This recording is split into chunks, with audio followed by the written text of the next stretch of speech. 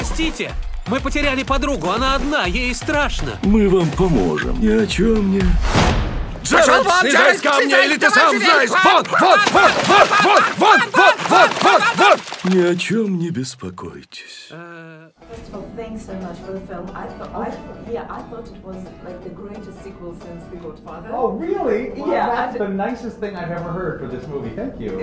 Did you think about what were the most common difficulties in working on sequels, because they're notoriously difficult to make? Well, people forget that the third movie we ever made was a sequel. Yeah. It was Toy Story, Bug's Life, and then Toy Story 2.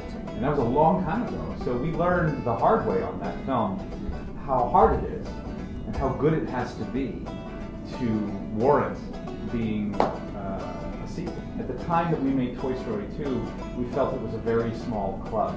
We felt there was Godfather 2 and Empire Strikes Back. And we said, that's a small club, and we want to be in that club. And so I knew that this was not going to be easy, and that's, I think, why I never wanted to do a sequel. You know, I thought it was done. But, you know, 13 years is a long time, or 11 at the time, to think about this one unaddressed issue with Dori. And I had written enough movies now to know there was enough going on that it would be worthy of a movie. Probably like the bad sequels, they stick to the characters you already know. Yeah. And they well, won't that's the curse.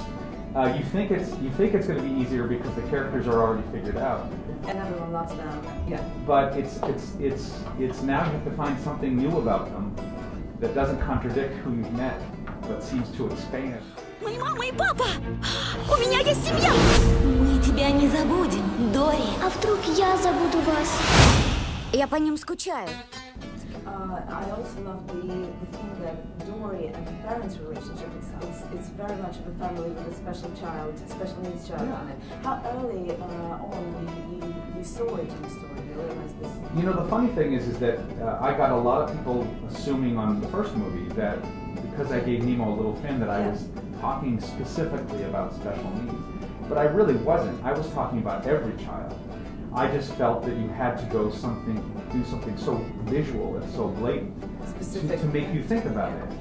And even more specific to Dori's story is I feel that it's not how the outside world looked at her.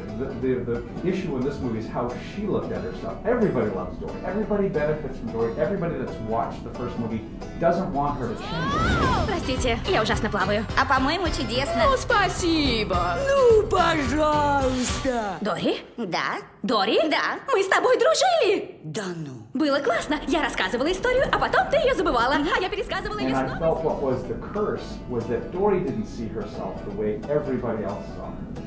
And she was the one person that didn't get to benefit from that. And she saw her short-term memory loss, whatever made her handicapped. We all have them. We all have them either personality or physically or whatever. She saw it as a problem. But I wanted her to see it as what made her special, what made her different from any other fish, and she should be proud of that. It was also a very good year for animation with Inside Out, Zootopia, I don't know, Charlie Kaufman, Animals. In Cannes there was a screening of The Red Turtle, which was marvelous. Oh wow.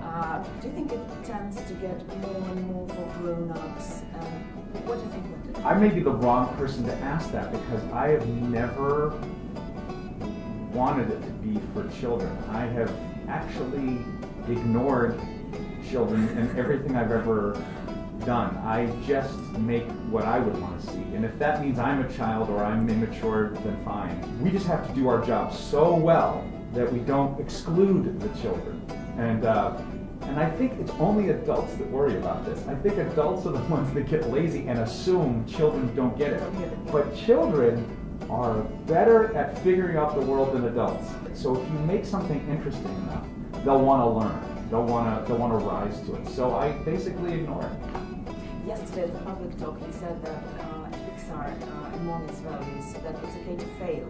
Yes. At this point of your own career, do you experience sometimes that when you pitch something, I don't know, John Lasseter can tell you it doesn't work? Oh yeah. Yeah? Oh yeah, Does it happen often? all the time. On a weekly basis. Yeah, no, it's all we've ever known. The people don't realize that they get to see the end result. They get to see the cake that comes out of the oven.